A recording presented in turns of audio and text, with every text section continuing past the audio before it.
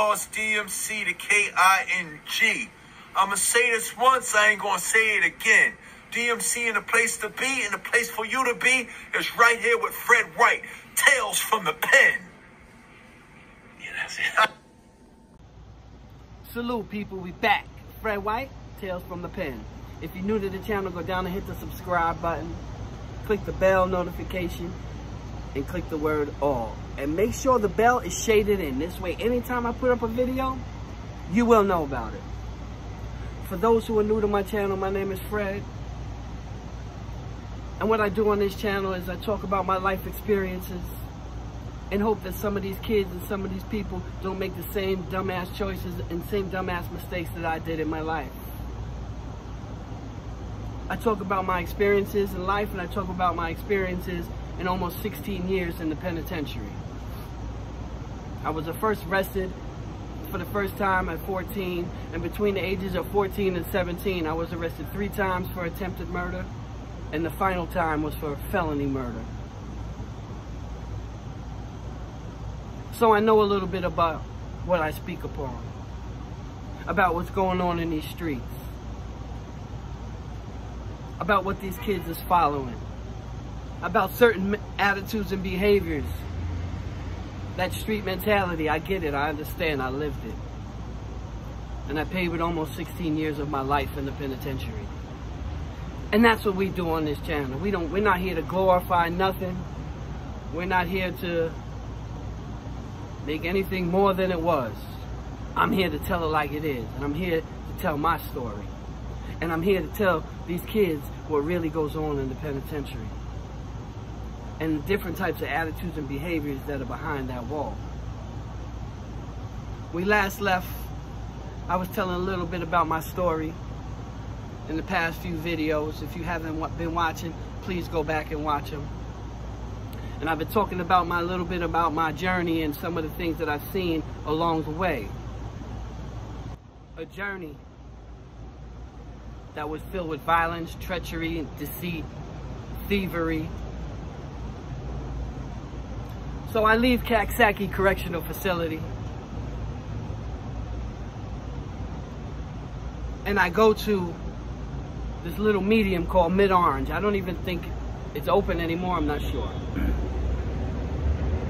Now, when they pack us up from Kaksaki and they tell me I'm going to a medium secure prison, it was weird for me because I had no dorm status. Mediums are only dorms. I was happy about it, wasn't gonna complain. So they sent us all to like a ship at like the downstate. We stayed there a couple of days for some reason. And then they put us on the bus to Mid-Orange. A couple of us that was there. Now when I got to downstate, it was my man Giz was there.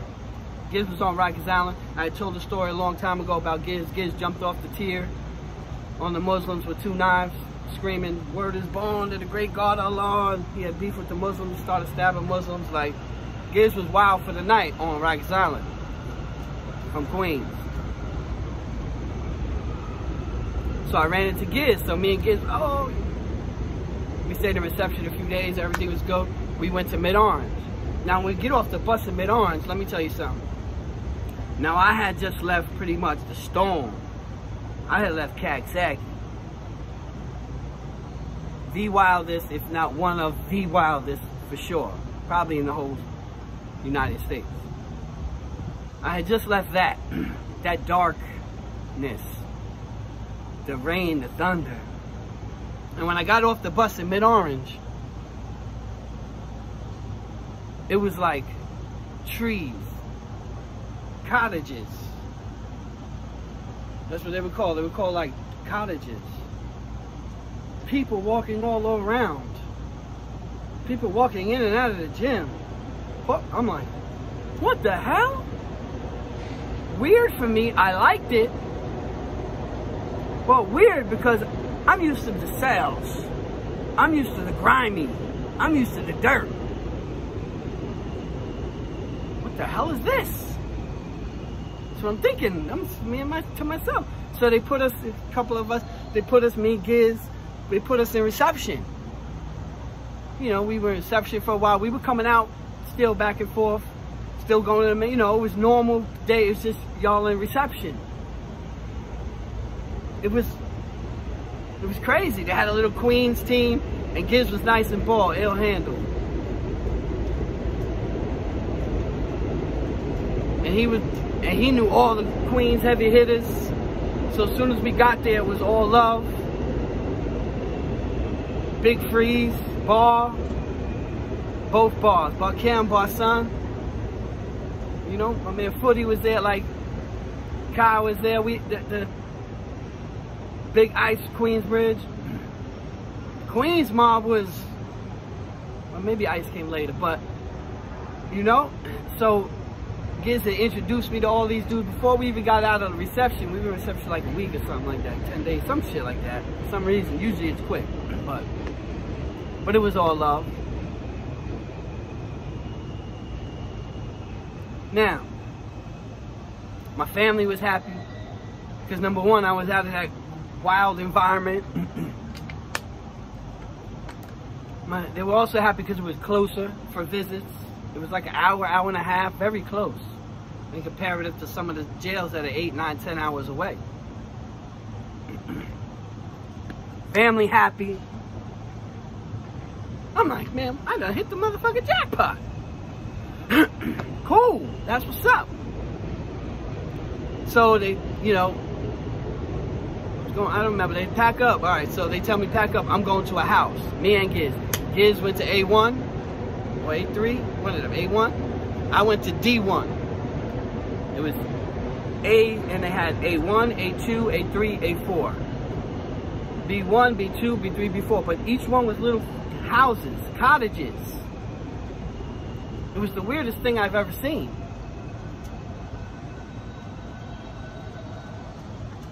I go down there to D1.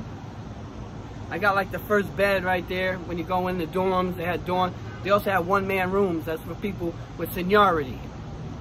As you're there longest, you move up a list, and there's like 10 rooms where each one is a single man room with a door that you open and close yourself. I'm like, what the? But you got to pay your dues in the dorm part first. There was also a 2-man room. And if one of the people in the 2-man room left and your boy was in there, he could pull you into the 2-man room. You didn't have to wait on the list for the dorm for that. Only for the 1-man. Like, this is, I was like, what the hell is this? This is great. I put my bags down. Now I got like about 7, 8 bags. Heavy. I came from Kaksaki. Heavy. That should let dudes know right away. People from New York or Bennett will understand what I'm saying. When you come from a wild jail and you got 6, 7, 8 big bags still, that's saying that you was okay, you was holding it down, you was straight where you was at. Does that make sense? Otherwise, your ass would be getting robbed and you have one fucking bag. That's it. You feel me? So I come in, I put my bags down. My whole cube is filled with bags. Now my tape were like on the top and they were like wobbled. So I took my tapes out. It was like on the chow anyway, so I didn't unpack nothing. I left my tapes out. So I went out to chow, you know, met up with a couple dudes. We went over to the mess hall. Came back in. I came back to my cube. And some of my tapes were gone. I could see my tapes were rummaged through, and some of my tapes were gone because I know how I had them all lined up, and some was missing. I'm like, what the fuck? Hold on. Wait a minute, I just got here and I'm gonna have to leave already? Hold on. Making sure. Now, when something like that happens to you, you don't want to believe that it's happening to you, even though you know how you left your tapes. I started looking around in bags and shit. Like, maybe I did something, like, because I'm like, I have to put that, there's no way somebody gonna do that. But, again, yeah, it's the way it is. It's the attitudes, the mentalities. Kids, people, understand it doesn't matter how the outside looks. The state greens don't change. They still have a state ID number as prisoners. So even though the surroundings looked good, whoa. Never get fooled, people. I know, okay. I got. Some other kid that had came with me, like he was cool, so I was like, yo, well. So now I'm trying to see who's running this, because this is unacceptable. It's not happening. You see, right away, what people thought, you got to understand. Instead of having common sense and understand, this dude came from Kaksaki and he got all that shit.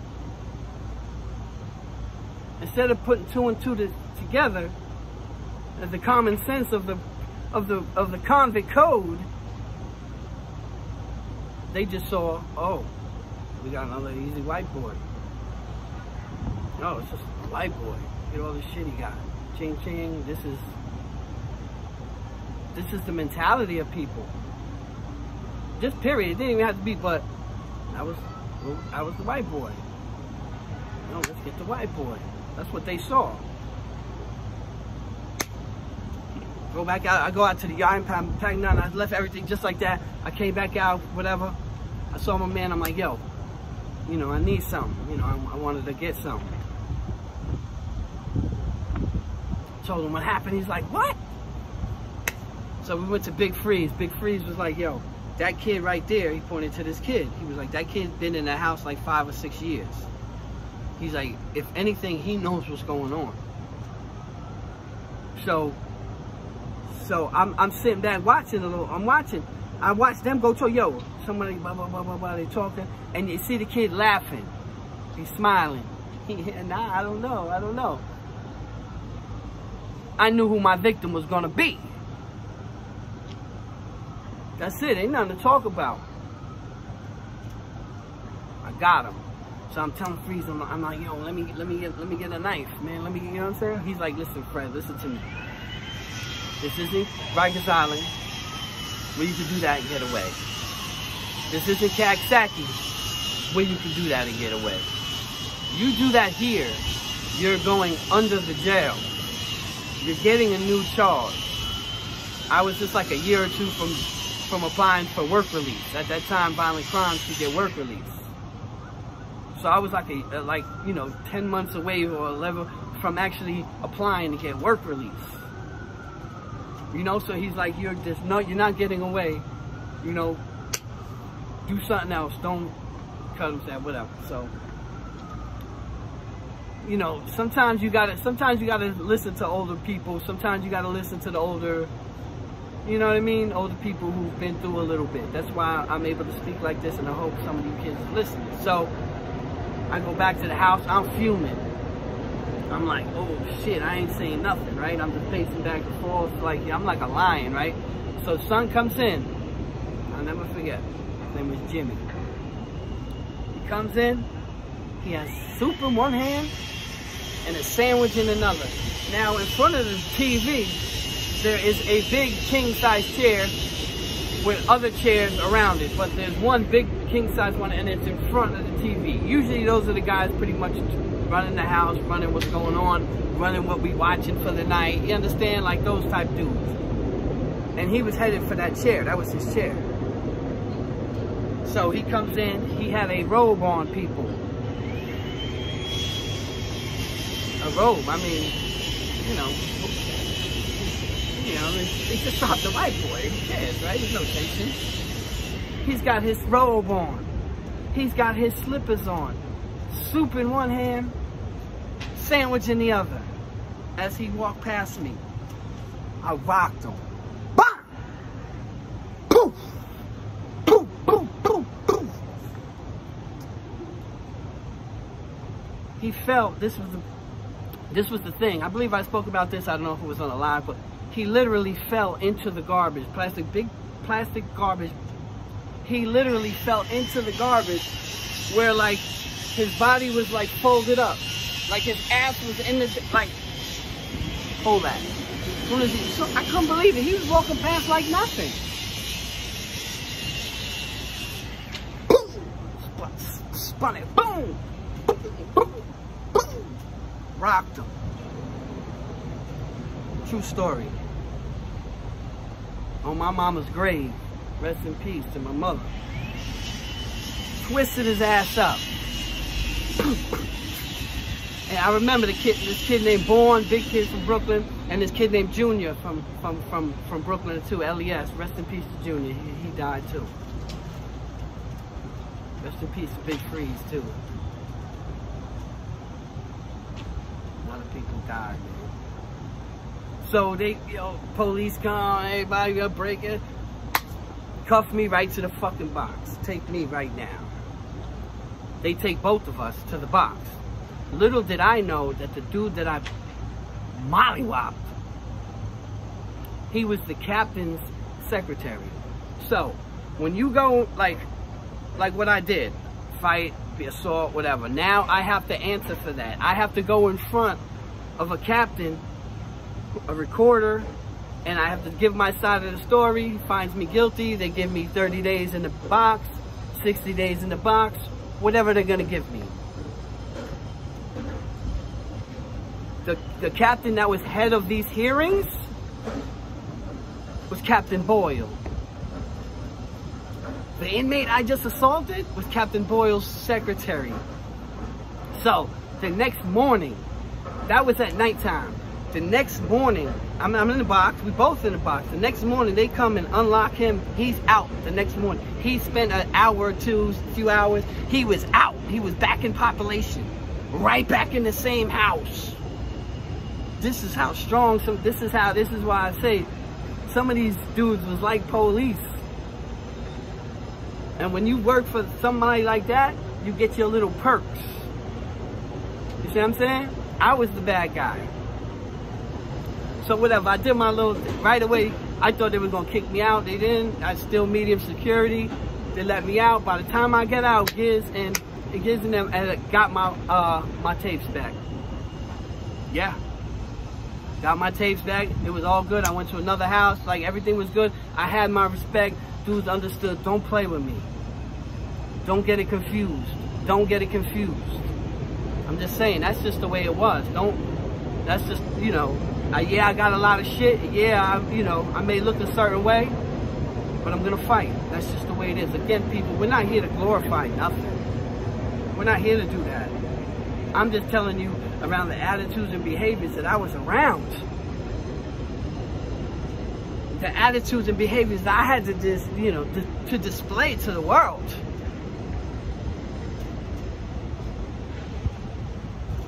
So, Giz, I told him, this is my guy. All throughout Mid-Orange, Giz was crazy. Let me just say that. Giz got into it with somebody, right? On a Sunday night. Giz was going home, I believe it was Tuesday or Wednesday, going home. The kid he got into it with was going home on Monday. The next day. So the next day, Monday came, the kid came out for breakfast, like he was coming out for breakfast, I guess, to say goodbye to people, because he was literally leaving within an hour. But him and Giz got into it the night before. Again, both of them are going home within the 72-hour span.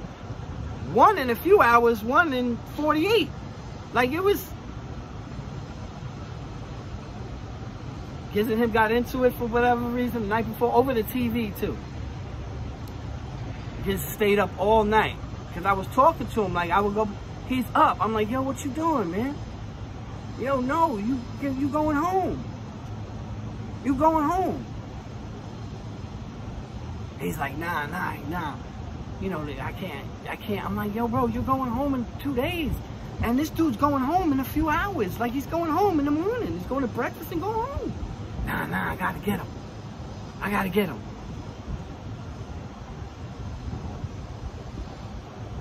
Giz comes out in the morning, walking up, pulls the big dagger out, and dude was ready, because dude pulled out, he had something like it was like a big heavy wooden stick or something like that. He pulled that out, and they like, trying to hit each other, boom, going home. And what? The kid HBO, that was the kid's name. Don't ask me why they called him that. He liked to watch, his name was HBO, that's what we called him. He slips. He gets up, then Giz slips. It was like slippery on the grass. And when Giz slipped, HBO went, I ran up. I'm saying I had something, you know what I mean? I think it was a pen. I ran up. And he was like, yo, trying to jump me? Giz jumped up. Giz got mad at me. Yo, I got this. And when commenced this trying to stab dude, I'm just like, yo.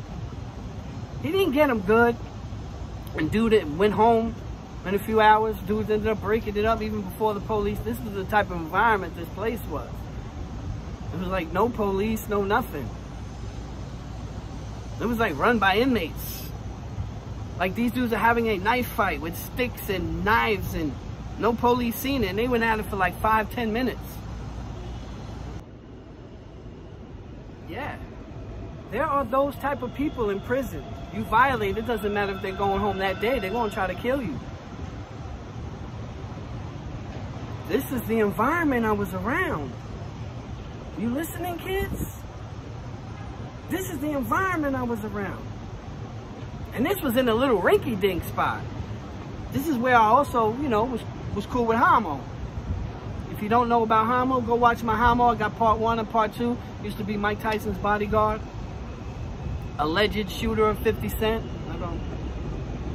I got 2 episodes of him because I knew him. I met him there. Mid-Orange wasn't all bad. I played a lot of sports there. There you were able to like it would be the type of thing, sometimes I'll be playing 3 sports in one day. You know what I'm saying? To be like, I have like a 10 o'clock baseball game, a 1 o'clock football game, and then a 6 o'clock basketball game.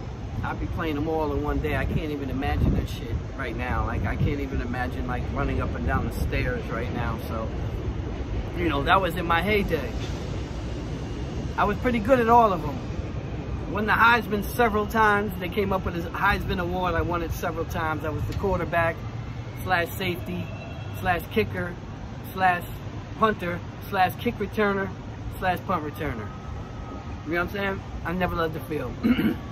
I had a know-how-to offense. I ran it with color codes, the American flag, you know, only the red, white, and blue were the live colors. I had all types of things. This is how I integrated myself. This is pretty much how I integrated myself in life and in sports too. Yes, I handled myself if I had to, but I was excelled in all sports. Basketball, baseball too. Baseball, I played center field. One time in Mid-Orange, that's why I'm going to talk about it, Ron Leflore came in. Ron Leflore was the manager of the Newburgh Nighthawks, which is a minor league affiliate of St. Louis Cardinals at the time. So Ron Leflore, he himself was in trouble. He himself was in prison for armed robbery. And Billy Martin, the manager of the Yankees, he was with Detroit at the time, he went into prison to talk and to play a little game against the prisoners. And he saw Ron Leflore and he saw the potential that this guy had. And he lobbied for him to even get out. Ron Leflore ended up, you know, playing for the Detroit Tigers. He was the only man to ever lead the American League. And then he went to the National League the next year and lead the National League as well in stolen bases. So Ron Leflore comes in and he's got a movie after him called 1 in a Million. LeVar Burton played it. So Ron Leflore brings his Newburgh Nighthawks team in. Hello? So in this particular spot, it was like me, my man Perry, he was from Flushing too, ill shortstop, and a bunch of Dominicans, right? And they came in and we spanked them. We spanked them like 23-6 or something. I went 6-6, scored 6 times, and Ron Leflore and the GM and them, they liked me. So it was like kind of the same thing. They liked me. I was in my early 20s, and I was coming up for the parole board. You know, they even wrote a letter on my behalf to the parole board saying that, you know, they would give me a tryout if I were to get out. I took pictures with Ron Leflore. Matter of fact, here's some pictures of me and Ron Leflore. And there's a picture of me. I think I'm about to drop down the bar. I'm not sure what I was doing, why my elbow was so low. And then in the background, you see the cottages and what I was talking about. And on the side in one of these pictures, you see the whole jail watching. Check this out.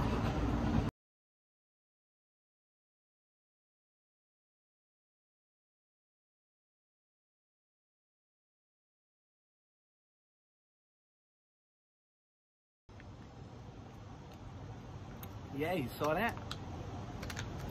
Saw me? Yeah. Center field. That's what I did.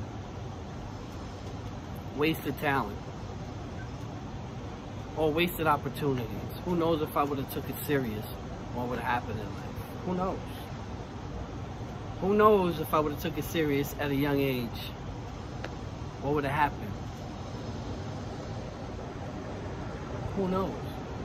Who knows if I would have chosen a life of sports instead of running in the streets trying to be a tough guy? What would have happened? Who knows? But that's the point. We'll never know. Coulda, woulda, shoulda.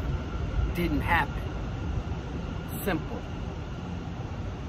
But that doesn't have to be your story. That doesn't have to be your journey if you make the right choices, kids. So don't let my reality become your destiny. Because my reality is like a lot of people's worst nightmares. And I'd hate for you to have to go through that. In the next video, I'm going to tell you how in this same facility, I was almost cut and stabbed at the same time in one incident. Yeah, that's the next one. You already know the motto. Experience is the greatest teacher. But somebody else's experience can be just as valuable if you pay attention and listen. And on that note, people, Fred White, signing off.